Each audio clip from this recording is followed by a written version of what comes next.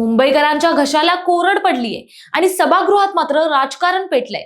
गारगाई प्रकल्पाला विरोध करणाऱ्यांना भाजपाने आरसा दाखवलाय। 1,87,000 झाडं तोडली तेव्हा पर्यावरण प्रेम कुठे होतं?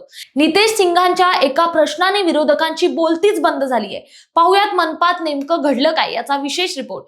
नमस्कार, मी प्राची शिरकर, प्रहार न्यूज लाईन मध्ये आपलं स्वागत करते। मुंबई महानगरपालिकेच्या 2026-27च्या अर्थसंकल्पीय सभेत भाजपाचे नगरसेवक नितेश सिंग यांनी पाणी प्रश्नावरून विरोधकांचा अक्षरशः समाचार घेतलाय। गारगाई प्रकल्पाला पर्यावरणाच्या नावाखाली विरोध करणाऱ्यांना त्यांनी 2009 सालच्या मध्य वैतरणा प्रकल्पाची आठवण करून दिली। त्यावेळी 1,87,000 झाडं कापली गेली, मग तेव्हा तुमचं पर्यावरण प्रेम कुठे गेलं होतं, असा टोकदार सवाल त्यांनी उपस्थित केला।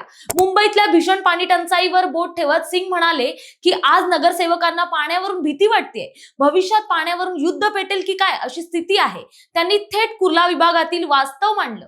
खुद्द नगरसेवकांच्या घरी टँकरने पाणी मागवावं लागतंय, यावरून परिस्थिती किती गंभीर आहे हे स्पष्ट होतंय। या पाणी टंचाई मागे त्यांनी टँकर माफिया आणि अनधिकृत जल जोडण्या हे मुख्य कारण असल्याचं सांगितलंय। मुंबईत तब्बल 30% अनधिकृत नळ कनेक्शन आहेत।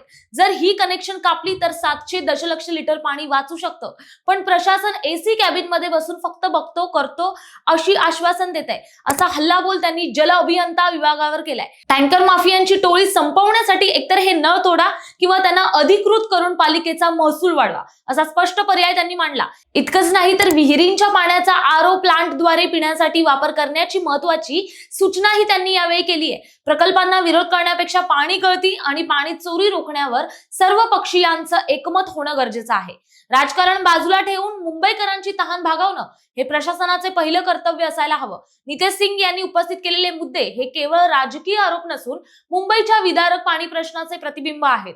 तेव्हा झाडं मोजण्यापेक्षा थेंब वाचवा, कारण मुंबईची तहान राजकारणाने नाही तर पाण्याने भागेल। आता नितेश सिंगांच्या या आक्रमक पवित्र्यानंतर महापालिका प्रशासन टँकर माफियांवर कारवाई करणार का हे पाहणं महत्त्वाचं ठरणार आहे।